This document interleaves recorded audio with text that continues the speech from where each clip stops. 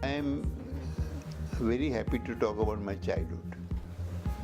In childhood, we were 11 people staying in a room of this size. And I used to go to the library and study in the library. I used to sit under the lamp and read. Now I will tell you, truly, poverty is a virtue for if you want to do hard work. If you are rich, you got all the money, you got all the books, but you got no time to read. A poor person brings the books from the library. He makes notes, he learns to write, he learns to reproduce, and he becomes a scholar. And I studied in municipal school. Now municipal school is the lowest cadre, where you sit on the floor and write on a slate with chalk. Now it has changed to computer age. Then I went to school which was a vernacular school, Urdu school. Now Urdu school also, people think that they cannot progress. Urdu medium school means you cannot progress. But if your parents are interested, my father was a registrar of the Bombay High Court. He used to teach me English, and his rule was every night before dinner I have to memorize and reproduce 5 words from Times of India, and then only I'll get my food. Otherwise I will not get my food. This is the hard way I came up. Then I went to Elphinstone College. That time Elphinstone College is one of the best colleges in city of Bombay.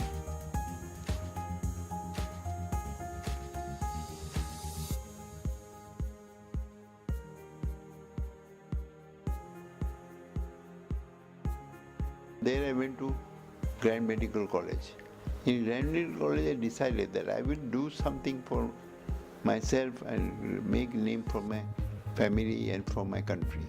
And there I got so many gold medals. In fact, at the Master of Surgery examination, there were 4 gold medals, and all 4 gold medals were given to me. I even got the Prince of Wales Fellowship. I had decided to go to England. Now I went to England with only 3 pounds in my pocket. You'd be surprised that how I went there, because I had that zeal to work, and I got the job immediately because of my past record of doing so many operations. And after coming from England, I worked in Mahatma Gandhi Hospital for 1 year, and then I joined Grand Medical College. And my whole history is there before you. But I decided that I will serve my countrymen. I could have stayed on and on in England and rose to great heights.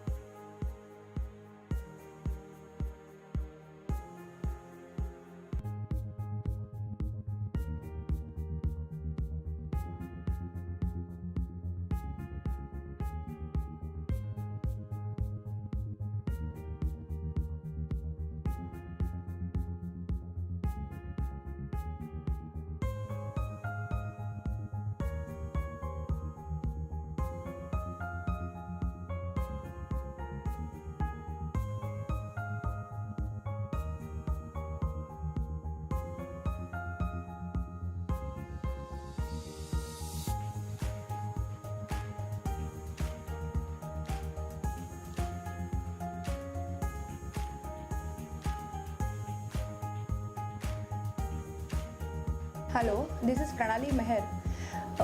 As we know, India is already termed as a diabetic capital of the world. We see many diabetic patients developing diseases like kidney disease, blindness, and leg amputation due to untreated diabetic foot. Dr. A R Undre has saved many diabetic patients from amputation by providing proper education, counseling, and treatment well in advance. Today, Dr. A R Undre is going to reveal simple methods and precautions to be followed by diabetic patients in these regards. Hello, Doctor. Thanks for joining us today for this interview. Today, we would like to know about diabetic foot and your novel way to save the foot from amputation. I am very excited about this topic because we see many people losing their feet. The legs are amputated and they don't live long. And it is totally preventable. Diabetes is rampant all over the world. India will soon become diabetic capital of the world. And people like to eat, and they like to eat sweet. They're supposed to have white sweet tooth, but there are many other things that they can eat. And they should be particular about the diet. Now, like mango, you should not eat mango. Not even once, not even a bit. Banana you should not eat. Chiku you should not eat. Custard apple you should not eat. Panas or jackfruit they should not eat. White bread they should avoid because brown bread is available. And rice should be taken in small quantity, at least like half a vati in a day. And if they take particulars, they can live a normal life as long as any other normal person. Doctor, what are the current trends in the treatment of diabetic foot?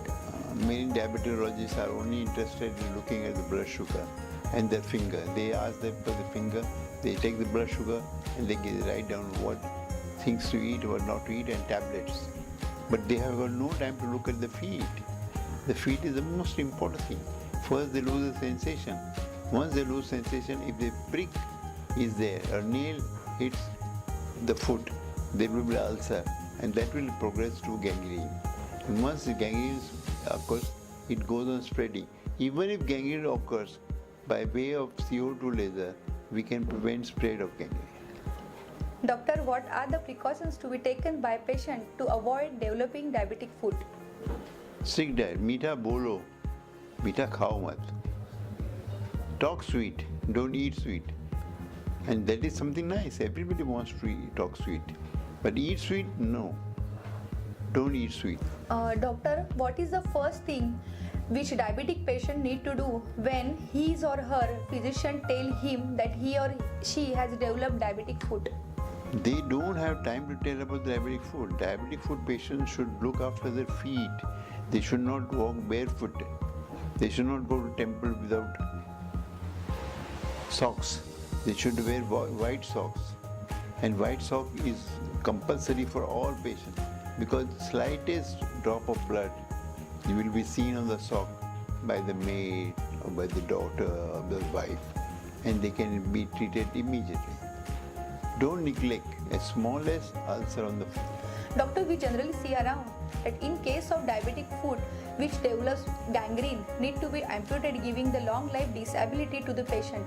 What is your way of saving the foot in the unfortunate diabetic patient?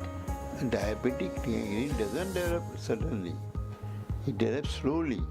If one toe is bad, you can remove one toe. So you should attend to the diabetic foot immediately. Many doctors also lose heart and they say no, we have to cut the leg. If you cut the leg, that means you are writing his death certificate. He will die within 1 year because he loses the desire to live. So do minimum a conservative amputation. I'll give an example of a mango. A mango, a top becomes little black. You can cut the top portion and put in the deep freeze and eat it next day. So deep freeze, it is CO2 laser is like the deep freeze, and it will prevent spread of gangrene. And person once he loses one toe, he gets the idea that his body is not to be, he has not to lie in inches. He has to live a normal life for himself for his wife, for his daughter, for his children. Dr. Undre, we are thankful to you for giving this valuable information to our patients. I'm sure this information is going to save many diabetic patients' foot from being amputated. We thank you, Dr. Undre, to allow us to take your interview. We wish you long life and lots of satisfaction from the work of humanity being done by you since last 50 years. Thank you.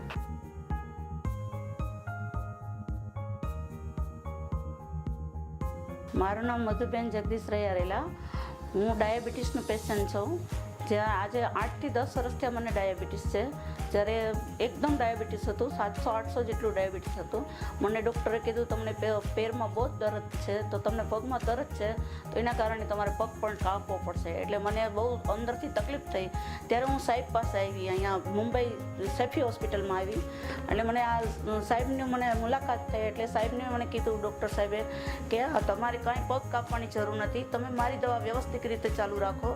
આજે 7 થી 8 મહિનાથી હું સાહેબની દવા લઉં છું, તો મને ખૂબ કંટ્રોલમાં આવી ગયું છે. 100 થી 20 જેટલું થઈ ગયું છે ડાયાબિટીસ. પહેલાં 700 થી 800 જેટલું ડાયાબિટીસ હતું. ત્યારે મને બહુ તકલીફ થતી હતી. મને એમ થતું હતું મારો પગ કાપવો પણ પડશે તો શું થશે. તો ડૉક્ટરે મને કીધું, નહીં, તમે કોઈ જાતનું ટેન્શન નહીં લ્યો, તમારે કોઈ જાતનું પગ કાપવો નહીં પડે, તમે મારી દવા વ્યવસ્થિત રીતે ચાલુ રાખો, સફેદ મોજા પહેરો, ચંપલ પહેરો અંગૂઠા વગરના, અને જમવામાં પણ તમે સ્વીટ નહીં લેતા, કાંઈ પણ વ્યવસ્થિત રીતે જમજો. કે તમે જે હોય તે કાચું ફળ ફ્રૂટ ખાજો, કાચું ખાજો, કોબી, કાકડી, ટમેટા, ગાજર, એવું મને સાહેબે કીધું. ને તમે ફ્રૂટમાં પણ કે તમે કેળા કે કેળા કે કેરી એવું કાંઈ પણ ન લેતા. મોસંબી લેવાનું કીધું સાહેબે, જામફળ લેવાનું કીધું, એવું લેવાનું કીધું સાહેબે. પણ વ્યવસ્થિત રીતે કીધું કે તમે કંટ્રોલમાં જ લેજો, જે લ્યો તે એકદમ નહીં લેતા. જો જમવા બેસો તો તમે કંટ્રોલમાં જ જમજો, બહુ એકદમ હેવી નહીં જમી લેતા, કે જેથી કરીને તમને ડાયાબિટીસ વધી જાય. બહુ જમવાથી પણ ડાયાબિટીસ વધી જાય છે. મને પહેલાં બહુ જ ભૂખ લાગતી હતી એકદમ. જ્યારે હું જમવા બેસું તો બહુ એકદમ જમી લઉં. પણ જ્યારે સાહેબ પાસે મુલાકાત થઈ તો સાહેબે મને કીધું, નહીં, નોર્મલ રીતે જ જમવાનું, દિવસમાં 3 વાર જમો અથવા 4 વાર જમો, પણ શાંતિથી અને ચાવીને અને વ્યવસ્થિત રીતે જમવાનું. એટલે એના કારણે તમારું ડાયાબિટીસ એકદમ કંટ્રોલમાં રહેશે. આ જ રીતે ડાયાબિટીસ મારું કંટ્રોલમાં છે. એનાથી મારા પગમાં પણ તકલીફ નથી રહેતી હવે. અને ડૉક્ટર સાહેબે મને કીધું કે હવે તમે કોઈ જાતનું ટેન્શન નહીં લો, તમારો પગ કાપવાની કોઈ ચિંતા નહીં કરો, હવે એકદમ નોર્મલ થઈ ગયું છે. હું ખૂબ ખૂબ સાહેબનો આભાર માનું છું.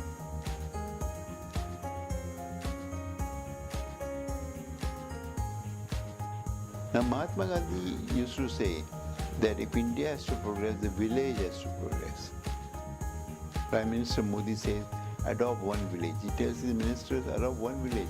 I have adopted 14 villages, and they're all English medium schools. But along with English medium school, we are teaching vernacular language, because mother tongue must also be taught. And they are doing very well. Many of them have scored marks in the merit, in the board exam, and even in the university exam. And many of them are gone abroad, various countries, Dubai, England, South Africa and all.